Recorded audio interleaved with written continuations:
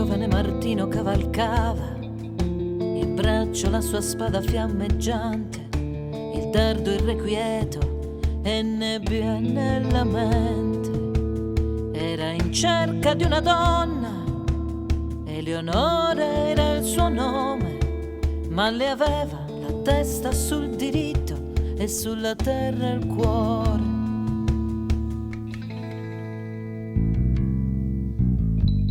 Lui cercava la bellezza non ancora conquistata, galoppando tra le euforbie e l'elicriso. Forse ardeva dell'onore di un destino grato o del volto compiacente di un sorriso. Ma Eleonora era l'immobile con i suoi occhi di madreterra e le labbra screpolate dal maestrale. Aveva tra i capelli l'alba nuova e il suo tramonto, e tra le mani la neve e il sale. Sarà sempre tutto tuo e sarà tutto per noi. Eleonora, racconta ancora cosa cercavi. Non è mai troppo presto, ma è sempre troppo tardi per tornare indietro o per andare avanti. Solo l'amore di una donna può fermarsi sul futuro. Terra la terra, sarà sera e poi di nuovo primavera. Non parlarmi più al passato, lascia andare ciò che è stato. Torna a casa mia Eleonora, io sto qui e attendo ancora.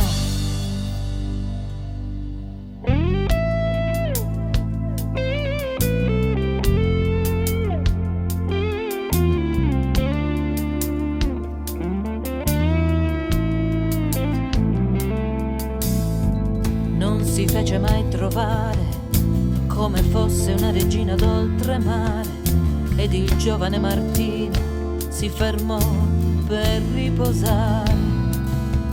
Le sue braccia tra i capelli e il suo dardo spasimante d'un bel fodero dove affondare per qualche istante.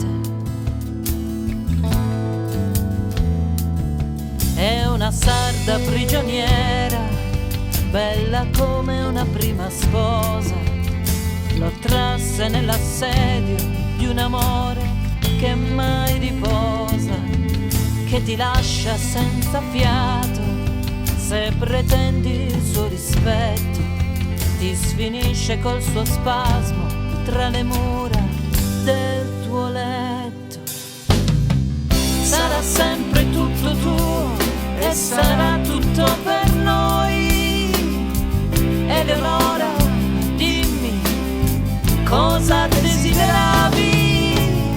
Non è ancora troppo presto, ma è forse troppo tardi per non voltarsi indietro e guardare avanti. Tu continua la tua guerra, uomo, questo ottuso conquistare. Io sto qui a rendere vita nel mio eterno generale. Non parlarmi più al passato, io sto qui e ti attendo ancora. Lascia andare ciò che è stato, torna a casa mia Eleonora.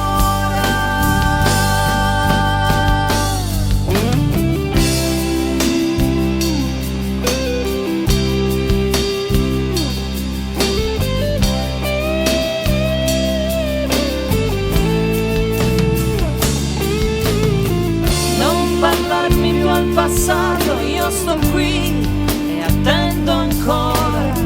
Lascia andare ciò che è stato, torna a casa mia Eleonora.